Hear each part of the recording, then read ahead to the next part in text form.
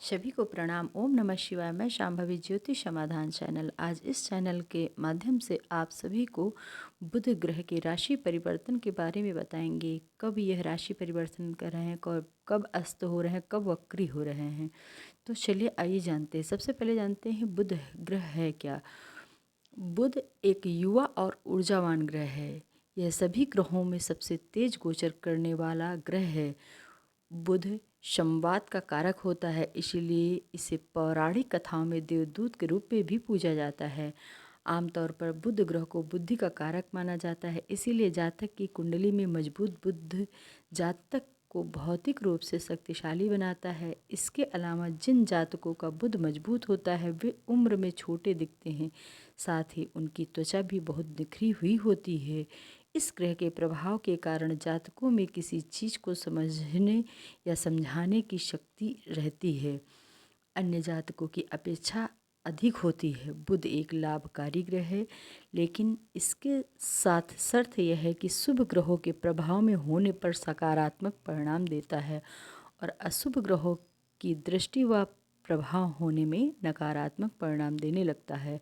बुध का स्वतंत्र प्रभाव जातक को शरारती व मजाकिया बना सकता है। शरारती होने के साथ साथ ये जातक हाजिर जवाबी में भी बहुत अच्छे होते हैं। ये जातक अक्सर बात करना पसंद करते हैं और इसीलिए इन्हें बातूनी भी होते हैं। बुध मिथुन और कन्या राशियों का स्वामी ग्रह होता है। ये दोनों राशियां तार्किक दृष्टिकोण रखती हैं। हालांकि इन दोनों राशियों के कुछ विशेष लक्षण होते हैं, जैसे कि मिथुन राशि में जातक कन्या राशि के जातकों के मुकाबले अधिक खुले विचारों के होते हैं, जबकि मिथुन राशि के जातकों की तुलना में कन्या राशि के जातक अधिक ईमानदार होते हैं। इन दोनों में बुध के सभी गुण मौजूद होते हैं। बुध उच्च अपनी स्वराशि कन्या राशि में होता है और नीच मीन राशि में होता है। बुध 29 दिसंबर को दिन में 11:30 पर धनु राशि की यात्रा समाप्त करके मकर राशि में प्रवेश कर रहे हैं। इस राशि पर ये 6 मार्च 2022 तक गोचर करेंगे। उसके बाद कुंभ राशि में प्रवेश कर जाएंगे। मकर राशि पर अपनी यात्रा के मध्य बुध 14 जनवरी को वक्री होंगे और 4 फरवरी को पुनः मार्गी हो जाएंगे। मिथुन और कन्या राशि के स्वामी बुध मीन राशि में नीचगत तथा कन्या राशि में उच्च राशिगत माने जाते हैं। इनके राशि परिवर्तन का युवाओं तथा कार्य व्यापार पर सर्वाधिक असर पड़ता है। सभी राशियों के लिए मकर राशि में इनके गोचर का कैसा प्रभाव रहेगा, इसका ज्योतिषीय विश्लेषण आइए जानते हैं। मेष राशि। मेष राशि में बुध तीसरे और छठे भाव के स्वामी होकर के दशम भाव में हैं। यह दशम भाव में बैठकर कर्म भाव में गोचर करते हुए बुध का प्रभाव सफलता दिलाने वाला होता है। कार्य व्यापार में उन्नति तो होगी ही, आपके द्वारा किए गए निर्णय और किए गए कार्यों की सराहना भी होगी। शासन सत्ता का पूर्ण सहयोग मिलेगा। यदि चुनाव से संबंधित कोई निर्णय लेना चाह रहे हैं तो अवसर अच्छा है, लाभ उठाएं। माता पिता के स्वास्थ्य के प्रति चिंतनशील रहें। नौकरी में भी स्थान परिवर्तन के लिए प्रयास करना चाह रहे हैं तो प्रयास करें, सफलता के योग हैं। कर्म भाव के स्वामी शनि आपकी साथ युति में है इस और राहु की दृष्टि पड़ने के कारण बुद्धि में तीव्रता आएगी और कार्य करने की क्षमता, निर्णय शक्ति अत्यधिक तीव्र होगी। वृषभ राशि।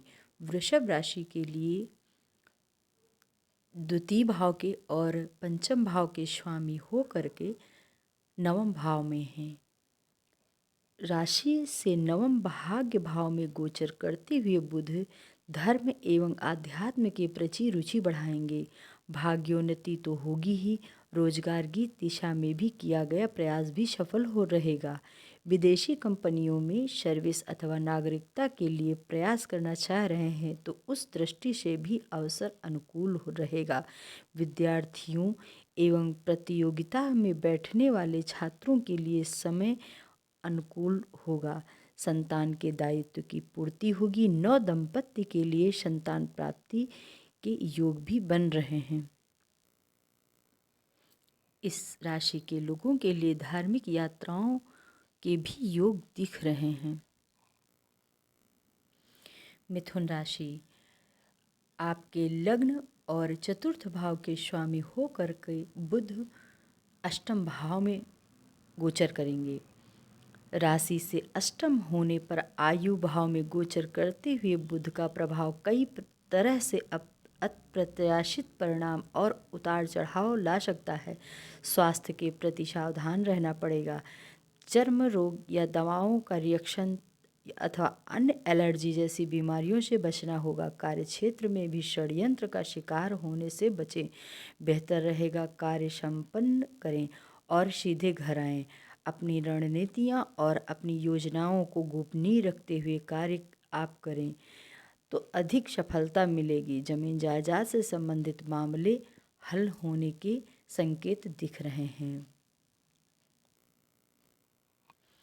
कर्क राशि, आपके 12वें भाव और तीसरे भाव के स्वामी बुध सप्तम भाव में गोचर करेंगे।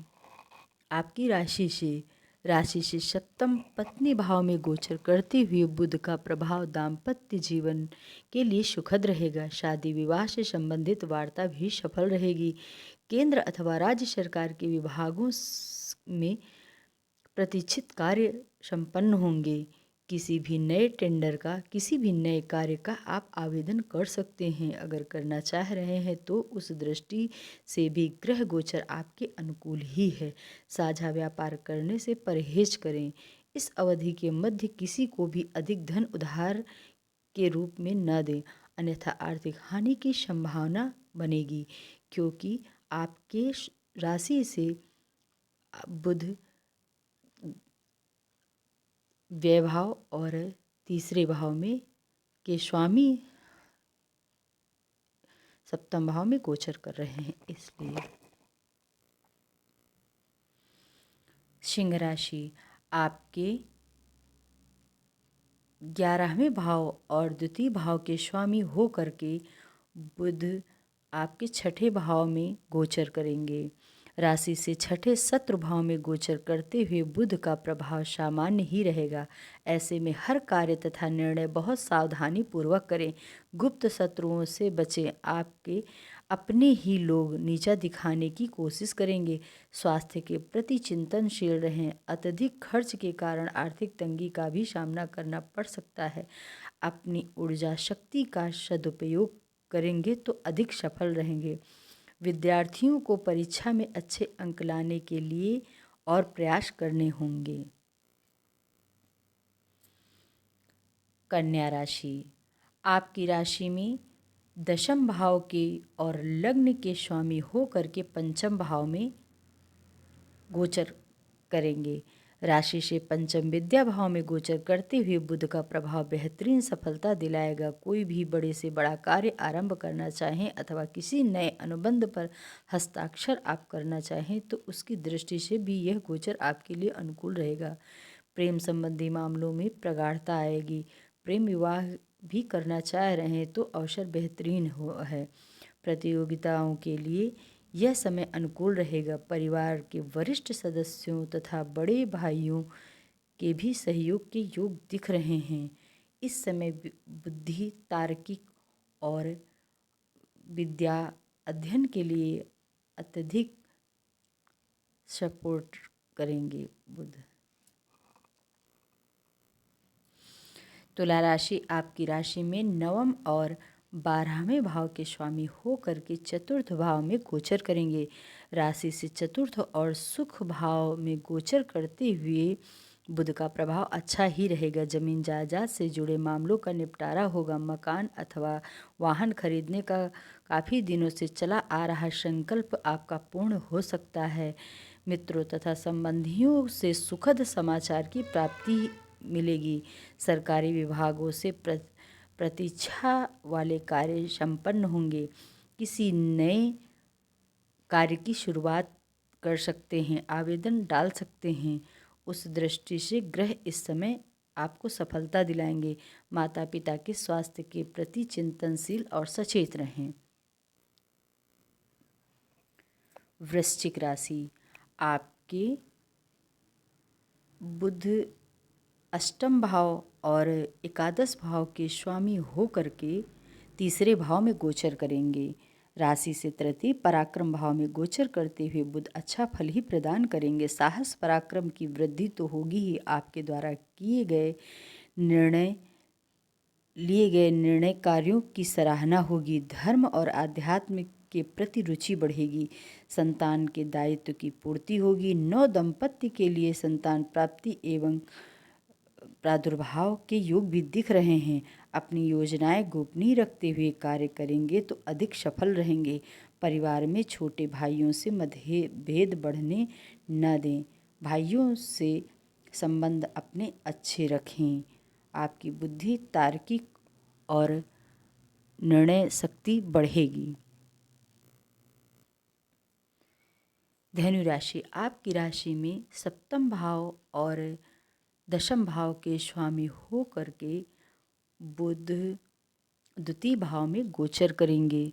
राशि से द्वितीय धन भाव में गोचर करते हुए बुध का प्रभाव कई तरह के अप्रत्याशित आर्थिक सुधार लाएगा। आय के साधन तो बढ़ेंगे ही, काफ़ी दिनों का दिया गया धन भी वापस मिलने की उम्मीद है। आकस्मिक धन प्राप्ति के भी योग दिख रहे हैं। जमीन जायदाद से जुड़े मामलों की जो समस्याएं हैं वो उनका समाधान होगा। अपनी वाणी की कुशलता के बल पर विषम परिस्थितियों से भी आप आसानी से विजय प्राप्त कर सकते हैं। विद्यार्थियों के एवं प्रतियोगिताओं एवं छात्रों के लिए अच्छे अंक लाने के लिए यह गोचर शुभ है और अच्छे अंक लाने के लिए आप प्रयास भी करते रहें। मकर राशि, आपकी राशि से नवम भाव के और छठे भाव के स्वामी आपकी राशि में ही गोचर कर रहे हैं। आपकी राशि में गोचर करते हुए बुध किसी वरदान से कम नहीं है। इसीलिए कोई भी नया व्यापार आरंभ करना हो अथवा नए अनुबंध पर हस्ताक्षर करने का निर्णय लेना हो तो विलंब न करें। आपको विदेशी कंपनियां सर्विस अथवा नागरिकता के लिए अगर प्रयास कर रहे हैं तो सफल रहेंगे। संतान के दायित्व की पूर्ति होगी। नव दंपति के लिए संतान प्राप्ति के भी योग बन रहे हैं। विवाह संबंधी वार्ता भी सफल ही होगी। अपनी ऊर्जा शक्ति के बल पर मान सम्मान अर्जित करेंगे। आपका धार्मिक प्रगति होगी। आध्यात्म की ओर रुचि बढ़ेगी। कुंभ राशि, आपके पंचम और अष्टम भाव के स्वामी 12वें भाव में हैं।